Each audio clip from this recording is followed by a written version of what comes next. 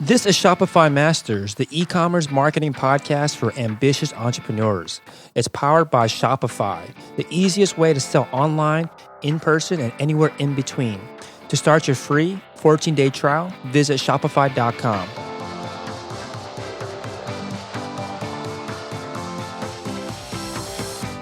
Hey entrepreneurs, my name is Felix and I'm the host of the Shopify Masters podcast.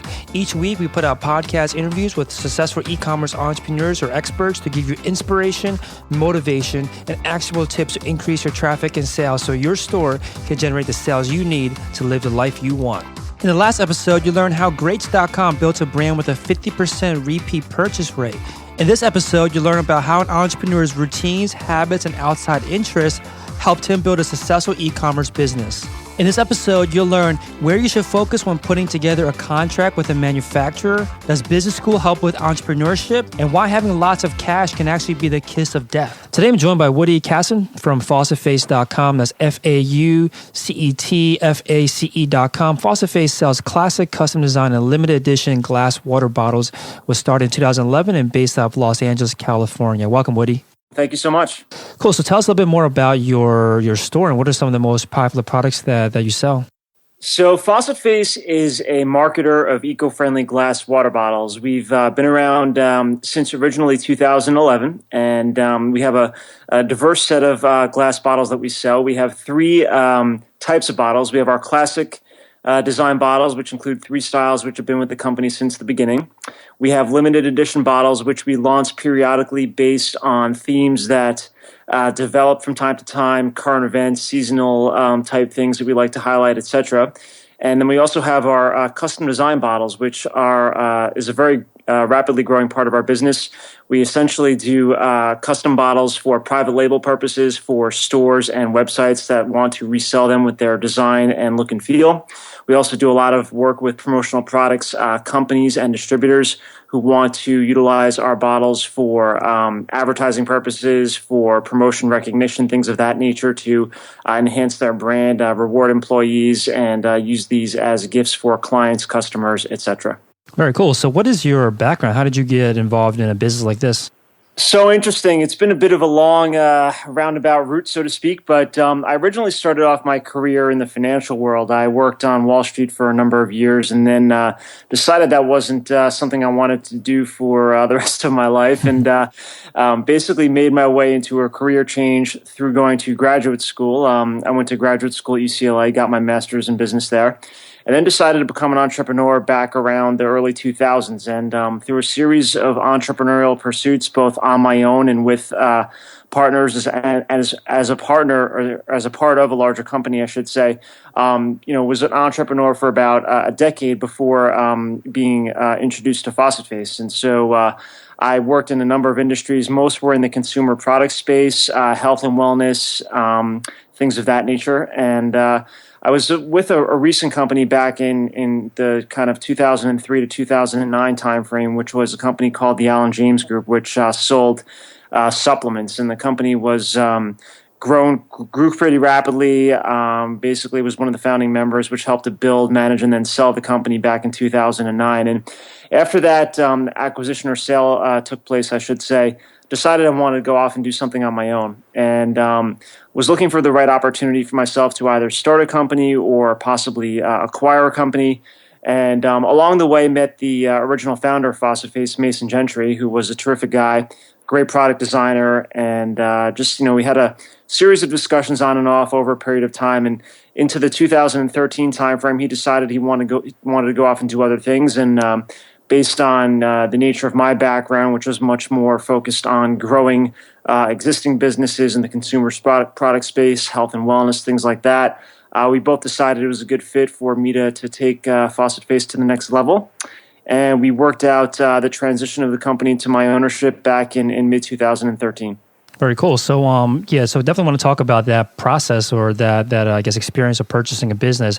Before we get there, you mentioned that you were already working a job, but then decided to go to graduate school, business school, and then came out and wanted to look into entrepreneurship. Did you find that your business school experience helped with entrepreneurship? 'Cause I think this is, I guess, a topic that comes up often, whether No, it's a fantastic question. I actually majored in entrepreneurship at the Anderson School at UCLA, which is one of the top programs, and it really was an experience for me because I came from a very corporate background, and so that was kind of the first step for me in really getting exposure to these concepts and these Hmm. types of environments. I actually worked with a company while I was in graduate school that was a technology company back in the late '90s, which was that was part of the time when the whole com experience was very much in play, so to speak, and it was a very interesting learning experience for me. Both getting into education and entrepreneurship, but then at the same time getting a firsthand experience while I was in school. But to answer your question directly, I feel it was pretty helpful. Not in as much as it just really allowed me to transition from one career to the next, but there are things that I guess I really didn't appreciate as much without really understanding them from an academic perspective until I was exposed to them, as far as what it takes to manage a company with limited resources, what it takes to put together a credible business plan, to present that to investors. I took a number of classes with some of the leading professors in this, kind of arena, so to speak, and the education was super helpful for me. So I feel like I would recommend that to anybody as an option for them in considering a career in entrepreneurship.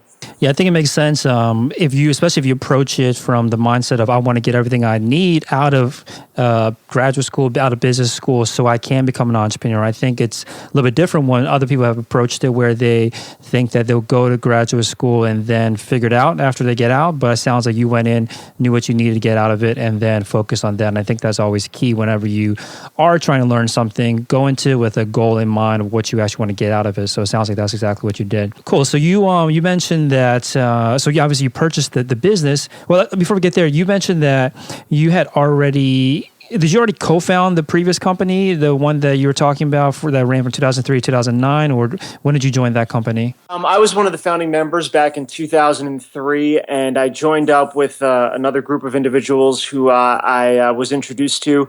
Collectively, the four of us founded the company back in 2003, 2004. And as I said, I was part of the growth of the company over a period of about 6 years.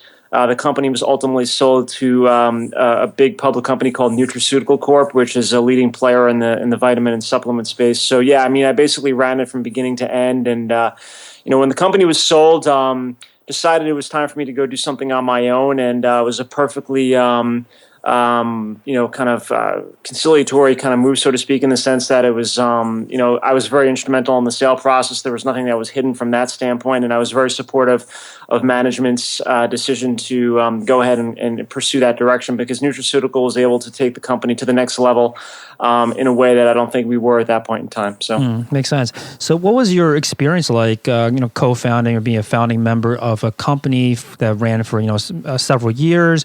And what did you, I guess, like and didn't like about it that you want to make sure you kind of got right, I guess, when you start a new company? So, I mean, there's just so much to do when you start a company that I don't think you really can appreciate the magnitude of what you're getting into until you're actually doing it. I mean, Mm-hmm. I'm for sure, like when you get the education and you kind of understand what's involved, just from a textbook standpoint in building and growing a business, I think you have a reasonable appreciation. But once you get into it and really feel the pressures of dealing with both the vendors and customers as a small business, for me, that's the biggest lesson that I learned. And I wanted to make sure I highlighted this point in our discussion today. When you're a growing business and you're dealing with vendors typically as a small customer, and then on the other side of the equation, so to speak, you're dealing with customers who are bigger than you, and you're a small vendor.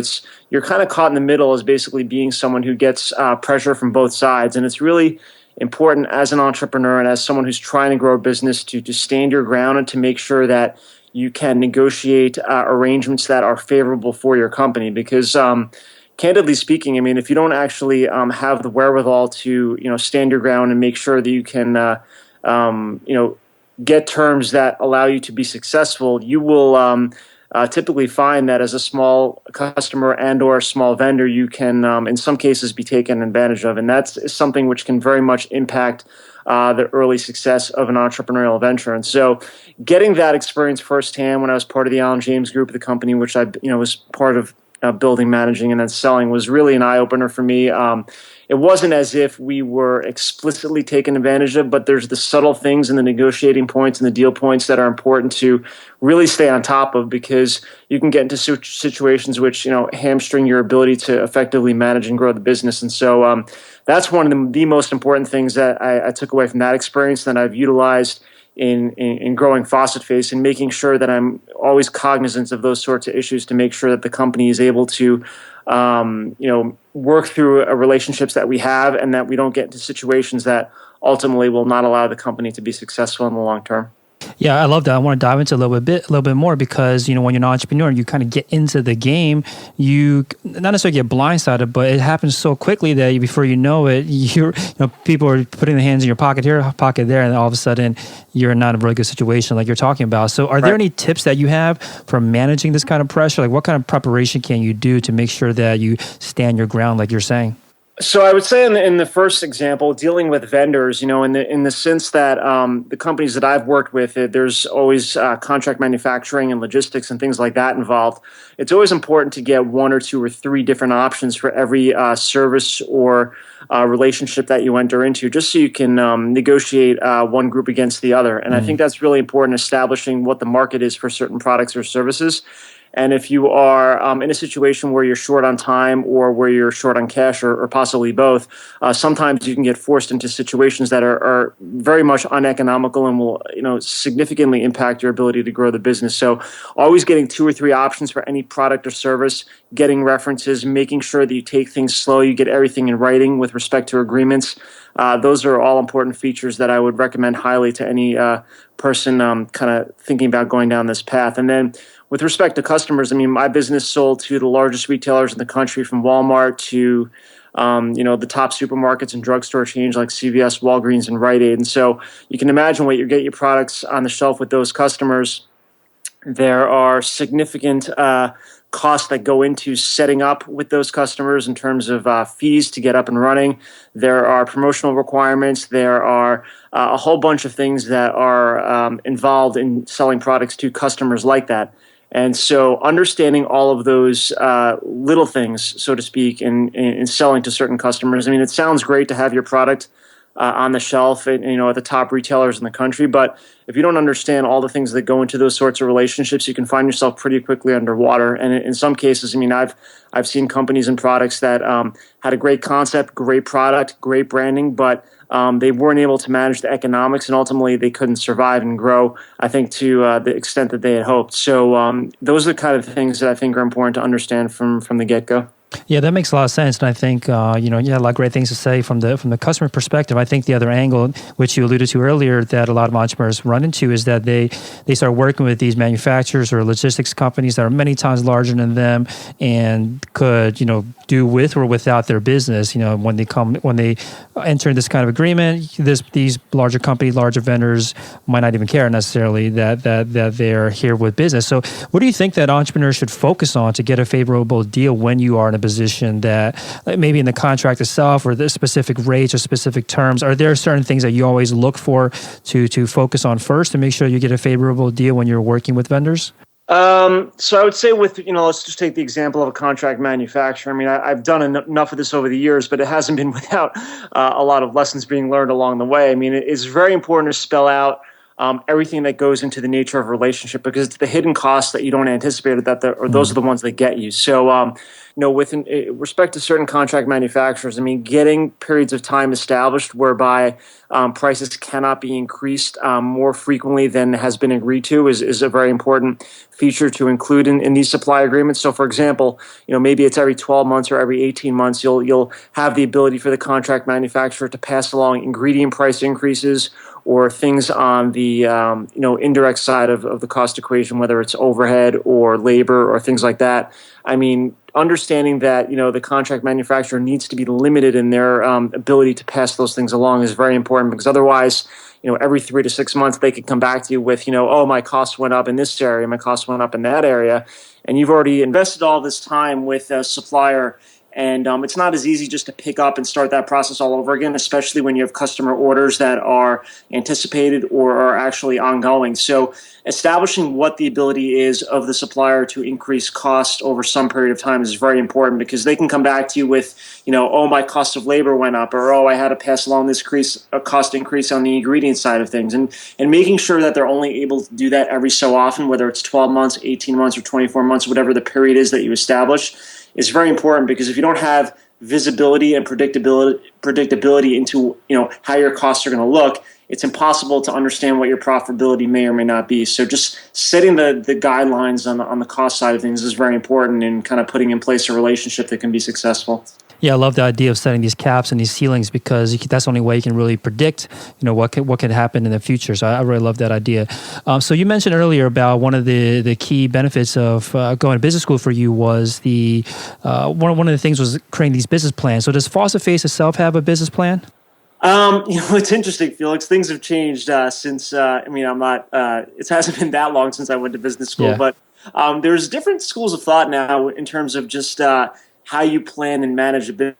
A philosophy where you are supposed to lay everything out in advance and do these elaborate 50-page business plans and all the projections and so forth. And believe me, I've spent enough time working on Excel and business plans in my career that I probably am pretty proficient at this point. So that the mechanics of doing that is not a problem for me. But what actually happens in business is, at least with my recent experience in the last 5 to 6 years or so, is that things change so rapidly that when you spend all of this time in a vacuum analyzing something without really testing it out in the marketplace, you find that things change so much that some of the assumptions and expectations that you had initially change to such an extent that almost you really need to revise things much more quickly than a business plan in the traditional sense would allow. Mm-hmm. So what I found with Face over the last couple of years is I try something. I have an overall strategy of where I want to take the business, but I'm much more flexible in terms of shifting in and out of certain strategies if I don't think they're being successful. And so I would think that's one of the biggest changes that I found in terms of my recent experience with entrepreneurship, is that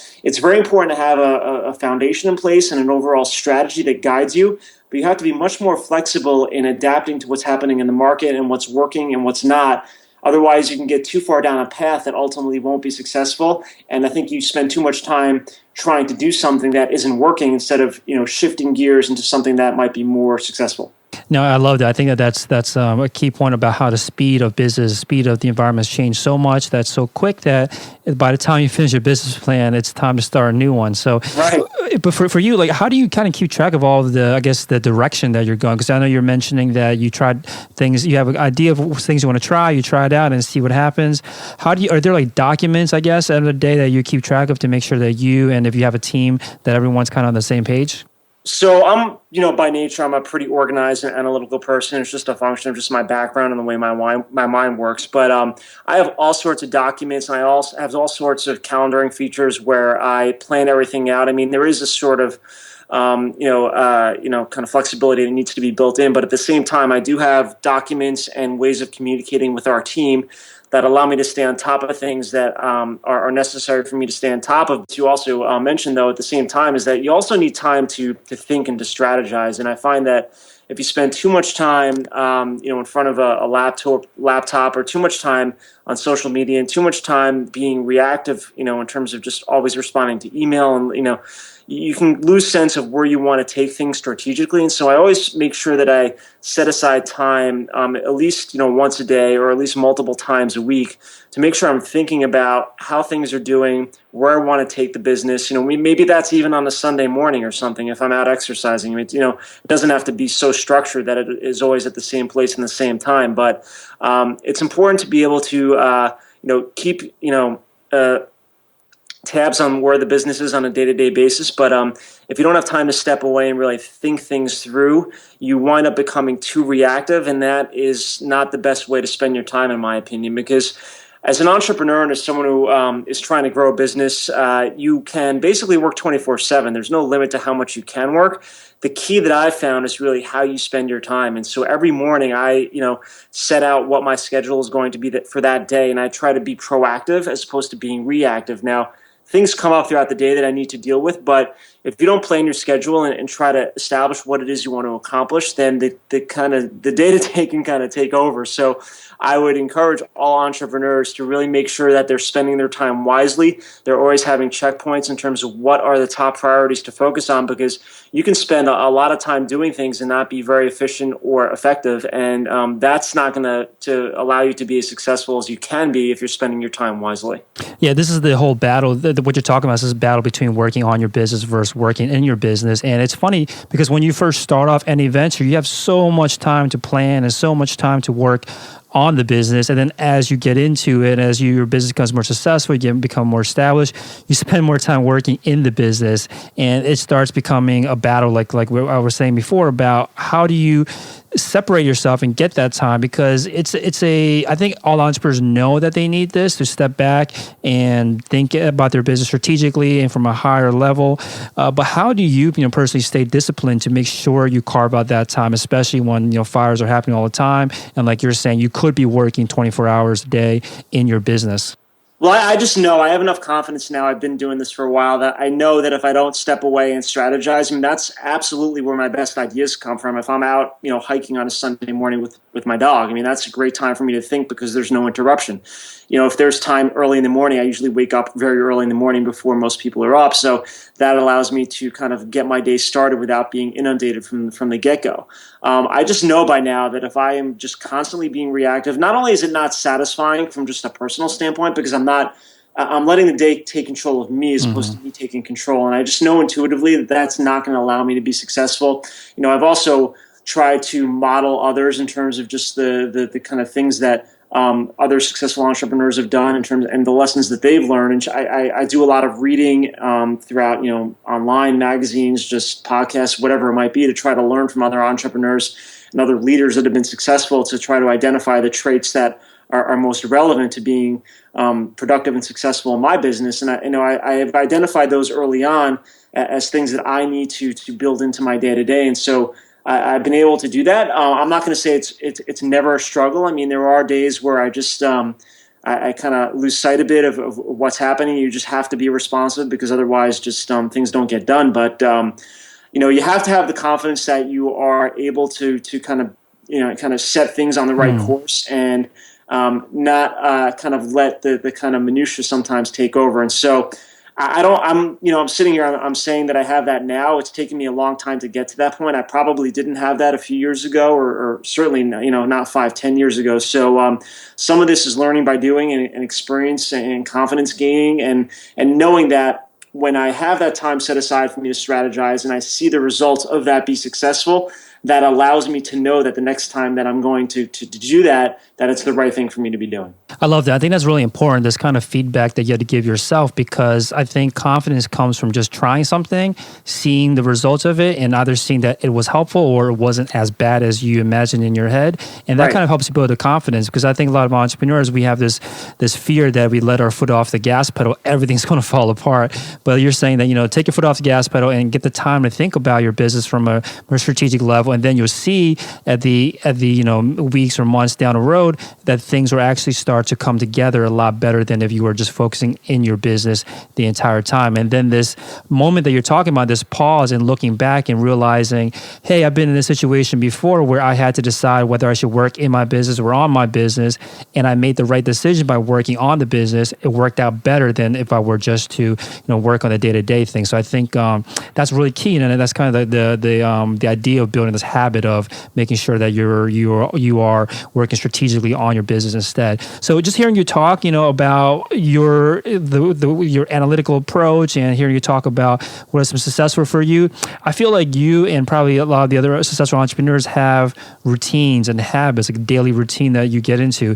Do you have a daily routine or like a morning routine that you always make sure to hit when you start your day? Felix, I feel like you're getting to know me pretty well by now. No, just hearing you talk, I'm like, this guy has. I'm the same way. I feel like I think we're all kind of creatures of habits to some degree, and I think if you can latch onto that and build on top of it, you're just going to eventually become successful. So I would love to hear more about how you kind of structure your day. Sure, and those close to me will substantiate, I guess, your assessment that I likely am someone who is structured in that Yeah. sense. So I'm up early. I'm out here on the West Coast. I'm typically up at 5. I will work for a few hours in the morning and then take a break, and then I work best throughout the day in kind of 2 to 3 hour blocks. I definitely find time 5 or 6 days a week to exercise in some way. I have a lot of outside pursuits outside of business that keep me grounded in terms of a family and in terms of just outside interests that range from animal rights to the environment to just health and wellness to just entertainment and just I have a lot of outside interests that kind of I feel like are additive in terms of my being successful as an entrepreneur if that's the case. Just having different perspectives and getting the kind of insight that different disciplines allows, I think, is very important. I think, like you said earlier, if you are just doing, if you're working in your business all of the time, you're just not at all getting the outside perspective that I think is necessary, not only in terms of the tangible things that are essential to run a business, but it's the intangibles as well. So, I'm definitely a creature of habit. I kind of have found a routine that works well for me, and just in knowing that I don't like to work late into the evenings. I'm much better in the morning, and if I don't find some time to exercise, I'm usually not effective in that sense. And it's also having the diversity of things in your life that allow you to, I think, and enjoy the time outside of your kind of work in your business. That it's funny, when I was working with a big company in the financial world, I just you have that feeling on this Sunday night where you're just dreading going to work on the next day. And I just someone was mentioning that to me recently, and I just haven't had that in so long. I can't even relate. And it's like I'll work on the weekends, I'll work whatever or whenever I need to kind of get the job done, but I don't feel like I'm being forced to work. Even on a Friday afternoon, if there's other things I could be doing if I wanted to, but I find time to get parts of the business or to give parts of the business attention that maybe haven't had it, and that's enjoyable for me. It's I don't look at it as work in the traditional sense. So creating a lifestyle for me was always very important in the sense of making sure that my work life and my personal life were. There's definitely separation, but I didn't want it to be something that was just so cut and dry, like where people go to an office and then when they leave, it's like they completely shut down. I wanted to have some mixture between the two and really find something that I enjoyed doing that reflected who I am as a person. And this type of business and this type of lifestyle fits me to the T. And it took me a while to figure that out. But I'm glad I did. And sometimes you have to go through things and situations that aren't a good fit for you to kind of find out what the best thing is that's going to make you happy. So Yeah, I like this idea of balance. You said that you have a lot of outside interests, and I think the other side of the other kind of camp in this is that people will say you have to be obsessed with your business, you have to be completely absorbed by it. And is there ever a stage that you find that you should be obsessed about your business and not have outside interests, or like what's your experience with that? Well, so yeah, let me tell you a story about, back in the late 90s when I was in grad school, I was with a technology company. This was a B2B company during the time when, B2B was very, very popular. I was with a company that raised a bunch of money. We were moving 1,000,000 miles an hour. We had top tier strategic backers, top tier financial backers.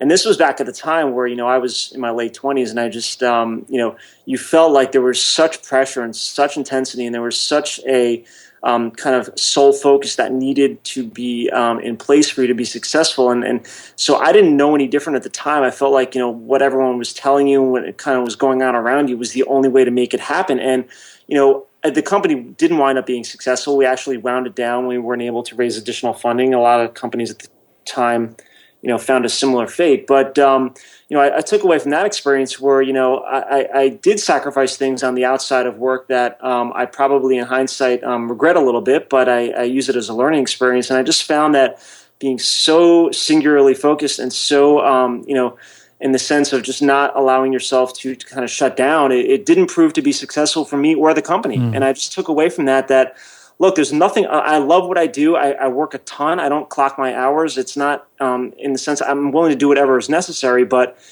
you got to see the big picture. And so if you're not doing things outside of work that make you happy, and you don't have relationships and things in your life that allow you to be happy outside of work, I personally don't believe that you can be successful. I think maybe others would disagree. That's perfectly fine, but I've found what works for me to be a good mix, and a lot of that is through personal experience. But I encourage everyone to find their own path. But I feel like I found the right one for me. Yeah, I think it really depends on kind of your goals. End of the day, you're saying that you want to really create a lifestyle for yourself, and if you're just working nonstop and you're solely obsessed with your business, then what is the point? I guess is what you're getting at. Like, what's the big picture at the end of the day? Makes sense. Cool. So let's talk about the business itself. So you said business started in 2011. You were not the original, I guess, creator of it, but then you had purchased it. So talk to us a little bit about how you found out about FaucetFace, and we'll start there. How did you find out about FaucetFace? So the original founder was looking for someone to be brought on as a CEO. This was back in 2012, and we had talked a little bit. It didn't wind up being the right fit at the time, and we stayed in touch. And over a period of time, he just decided that he wanted to go off and do other things. I think, as I alluded to previously, he was a fantastic product designer. I think that's what he enjoyed more than actually building and running a business. And for a period of a couple of years, was on and off looking for other businesses. I looked pretty closely at buying a few other businesses that didn't wind up working out, and this really fit a number of parameters that I was trying to kind of check off on my list as far as potential companies to buy. It was in a consumer products business. It had a lot of growth potential in terms of just my background, what I felt like I could add. There was a great brand possibility. I mean, the initial building blocks were in place. We had all the essentials that I felt that were kind of right for me to take the company to the next level. So, I think from the time that Mason and I met till the time I actually wound up acquiring the company, it was a period of about 9 or 10 months. And as I said, there was a lot of on and off. There was a lot of pause in communication. There was a little negotiation and back and forth. But once we actually agreed to the initial set of terms, we went through a period of due diligence that was pretty quick. By my experience, it was about 60 days, which is, there wasn't a ton to go through. I focused on the key points that I felt were relevant, and we actually wound up closing the deal in June of 2013, and he helped me for a little bit, maybe 45 days after that, but I feel like I picked it up pretty quickly, and I was off and running from that point forward. Very cool. So you said that you obviously purchased this business, but you're also looking at other businesses to purchase previously. What attracts you to buying a business instead of, pursuing an idea from scratch? I had looked at doing things from scratch, and this was also part of that self-realization that I felt. A person like Mason, the founder of FaucetFace, the original founder, was a fantastic product designer and a concept person.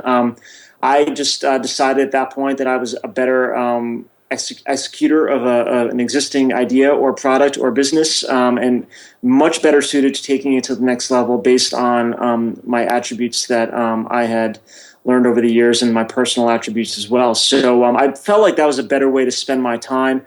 I obviously have a lot of familiarity with the aspects of mergers, acquisitions, financings, just doing all those sorts of things from the deal side of it. Mm-hmm. So that came naturally to me, and I just felt I tried coming up with concepts and kind of getting them from concept stage to product stage to the point of rolling it out into the marketplace, and I just decided to go the route of an acquisition. And as I said, I looked at a number of companies, and just whether it was the economics or whether it was the nature of the product or the brand or the business or just whatever it was, I looked at not an insignificant number of opportunities. Close, probably about 5 to 10 in total over a period of a couple of years, and wound up settling on FaucetFace as the right one for me, and I'm glad I did. So yeah. So what did you notice about the business or the idea of the market that made you feel like it was a good fit, that it was the one, especially after spending so many years looking at other businesses? Well, I just felt like the brand was great. There was a real sense from customers and from people that had been affiliated either directly or indirectly with the company and brand that it stood for something important in terms of, I'll get into this a little bit later, in terms of the charitable aspect of the business. It stood for something in terms of just trying to eliminate single-use plastic bottles in terms of the environment. Promoting the consumption of water has essential elements of health and wellness tied to it. So a lot of the themes that are important to me personally and that were part of the most recent full-time company that I was with that, I sold back a few years ago was, it was kind of a natural merging of all these worlds in one. And so evoking all the themes that were personal to me was very important. But in terms of just the way the business was set up, it was set up in the exact way I wanted a business that I wanted to acquire to be set up, in terms of just the virtual nature of it, in terms of having relationships with contract manufacturers, third-party logistics companies, having everything flexible and automated from the customer and from the order processing side of things that allows you to scale it quickly. Were very important to me. I didn't want anything, for example, like a retail store or anything like that. Mm-hmm. Nothing like with a manufacturing facility tied to it in terms of property or equipment or anything like that. So it was really a mixture of the themes that the business stood for, the nature of the way the business set up. And honestly, I felt like the business really played to my strengths from a personal side of things. And I knew I could grow it just based on the fact that I'd done it before. And so I tried to keep that in mind. That was also, one of those examples where just having the confidence that I had grown a business that was similar to this before, I felt pretty strongly that I could make it happen again. Yeah, I think, for any entrepreneur out there that is thinking about buying business for their first time, or they already have a business looking to buy another one, and there's always this fear that, if it's such a good business, why are they selling it? So how do you kind of approach this, like when you're looking to buy a business? Like, how did you even find, like, what's your approach to looking for businesses to buy, and what do you evaluate? Well, so for me, I'm not the kind of person that's looking to overpay, so I will pass on a lot of deals that I feel like are up for auction, that are going to go to the highest bidder, that are going to be all cash deals. I mean, that's not for me.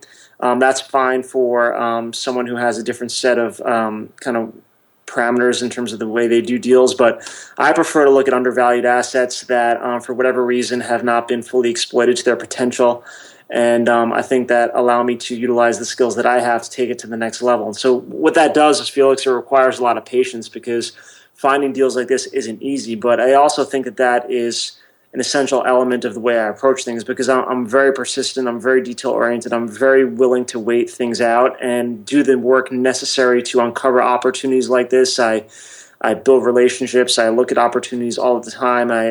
Over the years, I still look at opportunities, even if I'm not looking. So I have no problem passing on things if I don't think they're the right fit, but I am not at all willing to overpay for something. And if it's going to an open auction that is going to go to the highest bidder, that's definitely not going to be for me. So you're not going to like a site that's selling it publicly or auction or something like that? That's not going to be for me. I'm not interested in that. For me, it's got to be an off the run, like an undervalued type situation where there's not going to be a lot of interest necessarily tied to it. That is more kind of like an undiscovered gem that I'm able to uncover through hard work and through research and persistence. If it's out there and everyone's looking at it, that's probably not the right deal for me. Makes sense. So when it comes, because you have so much experience in your job and obviously with this particular purchase, what are some key points in a deal like this that an entrepreneur that's maybe buying business for their first time that they should pay attention to? So the most important thing for me was just the nature of the intellectual property. And so for a business like this, back at the time, there was no patent, there was no trademark even. There were obviously domain names that were owned. There was inventory. There was, some of the things on the manufacturing side as far as like molds for the glass bottles that we sell. I mean, understanding what the intellectual property is that exists or that you need to have transferred properly is the most important thing. And then the way I structured a deal like this, without getting into too much of the esoterics, is just I structured it as an asset purchase. So basically what that allowed me to do is to basically only buy the assets of the business that I wanted, and I didn't inherit any of the liabilities or debt. Basically, that way you are insulated from anything that may have occurred prior to the acquisition that was done without your knowledge, in terms of just obligations that weren't paid, procedures that weren't followed, things like that. So, and that's a deal structure that I've used many times in the past, and that's exactly how I did this one, knowing that was the best way for me to do it.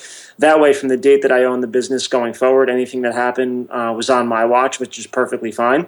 But I wasn't going to have anything come out of the woodwork that, someone didn't pay, their taxes, someone did something that was not in accordance with the FTC as far as what's required in terms of advertising requirements. So I knew that I wanted to structure the deal in that way to protect myself, and I was able to make it happen. So yeah, I mean, to be honest, this sounds quite daunting. Would you recommend that first-time entrepreneur buy a business as their first, or I would say that I have full confidence the most smart, kind of entrepreneurial go-getters can do this. I would get advice if they are not as familiar with some of the deal points as I am. And then there's a lot of good attorneys out there. There's a lot of good CPAs. There's a lot of good coaches. There's a lot of good mentors that people have that can provide the same guidance. I just have done a lot of this myself, so I didn't really need any of that. I mean, I had an attorney that worked with me, and that was fine, but I was the one kind of driving the whole process. And, as I said, Felix, this type of arrangement played to my strengths, which is why I sought it out.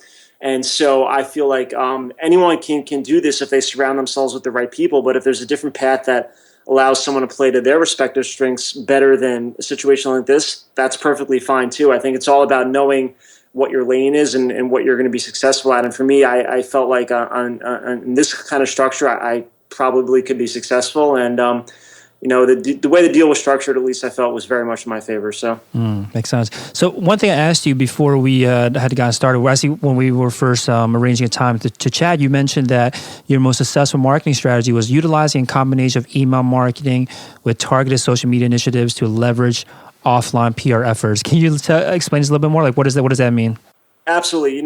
And this is kind of part of the trial and error over the last couple of years. I've done every kind of marketing known to man. And so I have done all of the paid, options across social media, whether it's Facebook, Twitter, Pinterest, Instagram is having some online advertising now.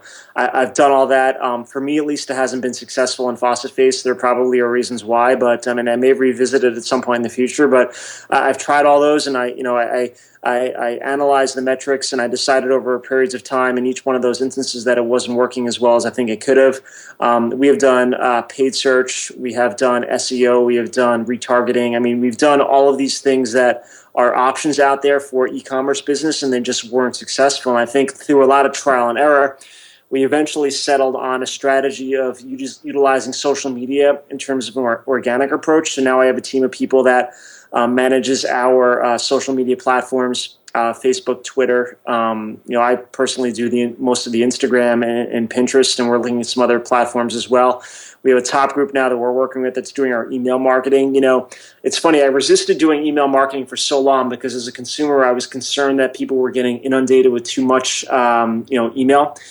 But looking at the numbers, at least for right now, email marketing to me still continues to be effective. I mean, in terms of our return on investment, and that may change at some point in the future. But for right now, it's become an integral part of our marketing strategy. And then in terms of offline efforts, PR initiatives like this, we do a lot of work with events in terms of donating our product in exchange for publicity. I have done a number of arrangements with, for example, like award shows here in Los Angeles, working with the Primetime Emmys or the Grammys or things like that, where we set up a booth and talk about our company and give away our product to potential endorsers and things like that. So, right now this is the mixture of marketing that we're using. It may change, and it probably will change, but for the company size that we're at right now, I found it to be most effective. I just would say to other entrepreneurs out there, there's a lot of interest nowadays in utilizing things like Facebook and Twitter from an advertising standpoint. I think that big brands have been very successful with utilizing those platforms, but they do require a significant budget spend that you need to be willing to allocate over a significant period of time to build the consistency in your messaging that a lot of growing brands cannot withstand. So I think it's a matter of finding what's best for you and what works for your business. But above all else, you need to be flexible. And so we watch this very closely. And the minute that I see things shifting or changing, we're going to be willing to try something else. Yeah, so let's start with the social media approach. Because I'm assuming, again, based on what I know from you, just from talking to you, I'm sure your team is not just randomly posting things on there. So what is your kind of analytical approach to organic social media initiatives? So there's a book by Gary Vaynerchuk, who you probably know is a luminary in this space, and it's all about jab, jab, jab, jab, jab, punch. So it's just basically utilizing a mixture, and this is a mantra that I've incorporated into our business. You don't want to always be selling, right, your product. You want to be evoking themes that are relevant to yourself and your brand and your audience, that resonate with people and that create a favorable impression. And so whatever that ratio is of jabs to punches, if that you want to use that terminology, whether it's 10 to 1 or 15 to 1, I don't know that we figured that out precisely yet, but there needs to be a proper sequence in place where you are, not constantly overselling people in terms of just, discounts and things like that. So you want to be highlighting themes. In our case, it's highlighting the aspects of our company that I think resonate well, whether it's the environment or charity or health and wellness or animal rights, things like that. So we post on topical things. I like to post on our Instagram page things that are personal to me, ranging from things that I do in and around Los Angeles to just current events or a fun whimsical kind of look at the day-to-day things that we encounter. So that having that proper mixture is the most important thing, because you can see out brands out there that are just overselling and over promoting and over discounting their products that ultimately wind up hurting themselves in the long run. So striking that balance is very important. I'm not going to say we're perfect at it, but we've learned a lot along the way. Yeah, let's talk about email marketing now. And I totally hear your, concern with it initially about there's just way too many junk emails that people are getting today. As a consumer, you're really hesitant to do that. But then, just knowing the way you are, again, you approached it, you tried it out, and it seems to be working for you. So, how do you guys collect email addresses? How do you build up your email list? So, when I bought the business, we inherited a list, which was good. We grew it over time based on, opt-ins when people purchase our products through Shopify. Then we just have people that come to our site and sign up. But we've become much more focused recently on, we created a kind of, it's not a header, but it's kind of like a section on the bottom of each page on our website, which allows people to opt into our newsletter. They get 20% off their first purchase, that kind of thing. We have a pop-up now across all our online and offline site visits that allow us to capture email addresses. Then you have to basically work them into a sequence, welcome sequence, and then our traditional set of communications that we have in place for our customers. We actually segment it out into people that buy on our website, and then also people that buy our product for stores, and then people that buy our custom designs. So we have 3 separate email sequences based on the type of customer that you are. Yeah, so that's let's talk about what you're setting to them, because I think, are you still taking this approach of jab, jab, jab, and I think Gary calls it the right hook, where you actually ask for something in return. Right. Do you take the same approach with email? We do, because once again, if you're just emailing people just 20% off coupons all of the time, it's completely useless. They tone out, and it's not interesting to them. We need to talk about things like Why Glass, or talk about our 1 for 100 charitable program. We need to talk about the amount of money that you'll save by eliminating single-use plastic bottles. These are the things that people want to hear, because look, we're all consumers nowadays. We all get this amount of email. If you really want to just focus on finding a coupon for whatever product it is you want to buy, and you have enough time, you probably can spend enough time doing it. I mean, that's not why people let you into their world in terms of just opting into your email sequence. They want to know about the brand. They want to know about what it is you have to say. I can't tell you how many people order our custom bottles that tell me, look, could I go maybe direct to China? Could I go on Alibaba? Could I find a promotional products company directly that will just sell me any kind of glass bottle? Probably. But I like your brand. I like what you stand for. I like the kind of look and feel of your site. I like what you have to say across social media. And that resonates really well with people. And it's really important to remember that, because you're not just selling a product, you're selling a brand. If you're just selling a product, it becomes a commodity.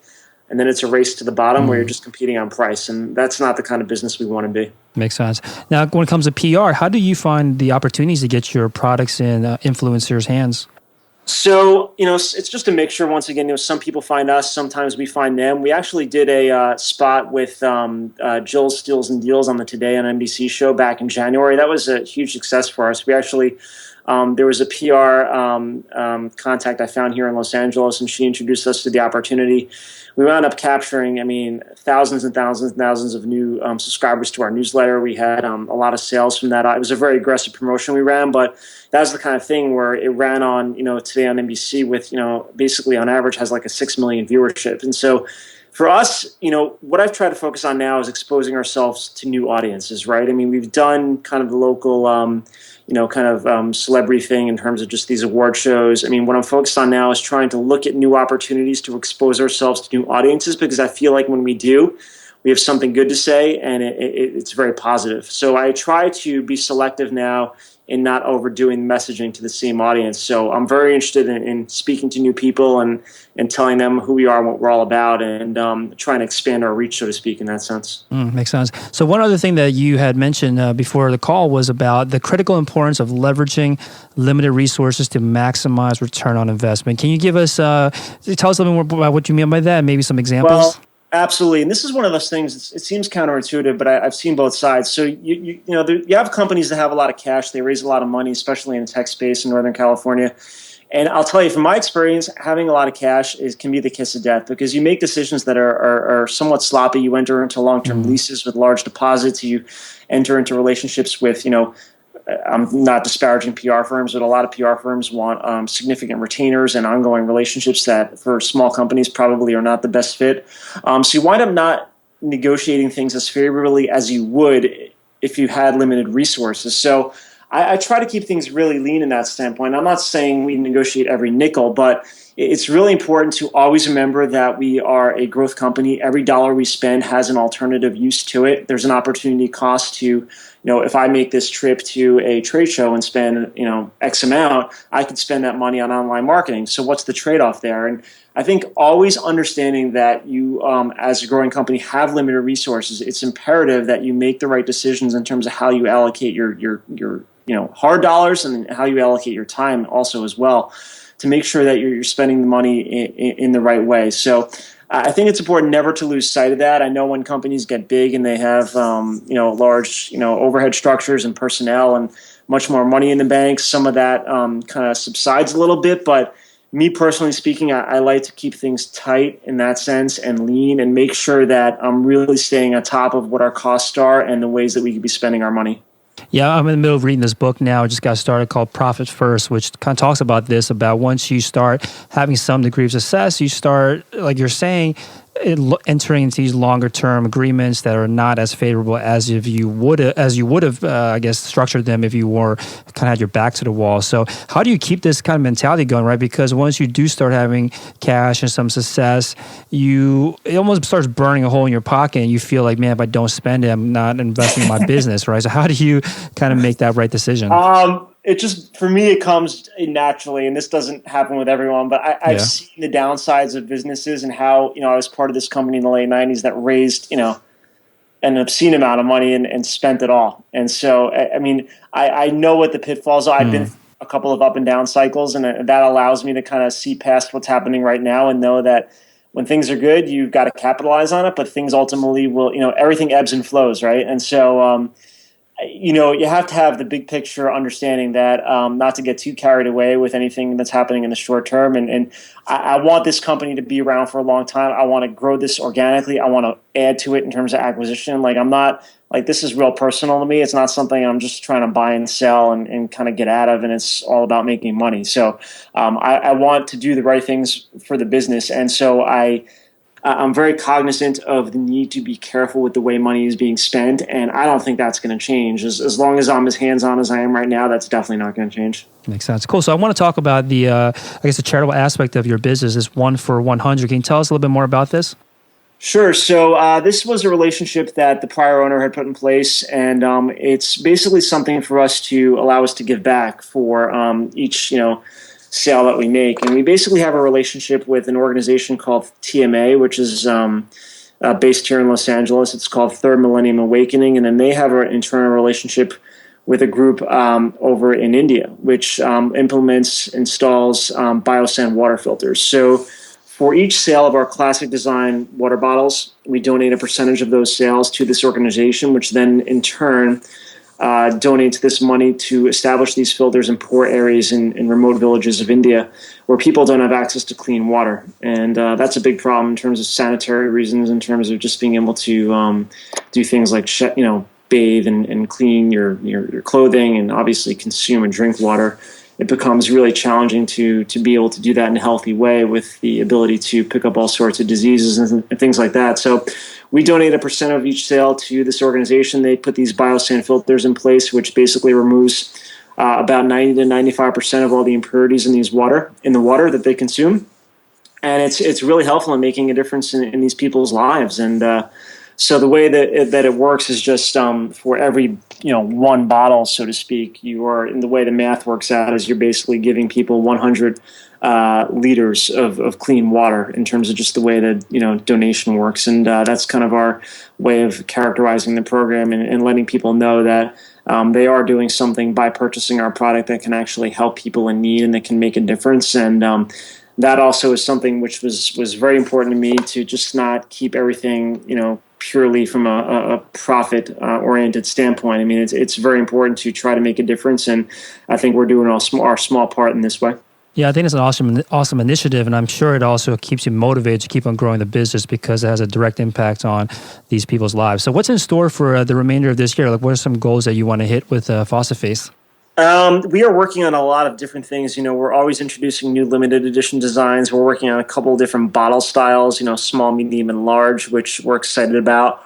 As I said, periodically we look at the opportunity to acquire companies that are complementary to us that I think would allow us to grow the company. So there's some things that we're looking at on that side of things. In terms of just the customer base, we are looking at some interesting opportunities, both domestically and internationally, to expand our presence in stores, specifically on the international side. That it's been something I've been trying to do for a long time. We've had a lot of interest, and as you might expect, just shipping product, from one party to another internationally without an intermediary can be challenging, just in terms of just the shipping cost and things like that. So it's important to have relationships with people on the ground in different parts of the world to make that happen more effectively. So we're in discussions with a number of groups along those lines, and just trying to be more, get better at what we're doing just day to day. I mean, we're selling, increased amounts over last year, over the year before, so that's good.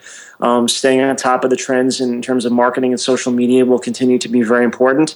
And then opportunistically, as opportunities present themselves to us to continue to tell our message and get the word out about who we are and what we do, we're very excited about that as well. Awesome. Thanks so much, Woody. So faucetface.com, FAUCETFACE.com is a website. Anywhere else you recommend the listeners check out if they want to follow along with what you're up to?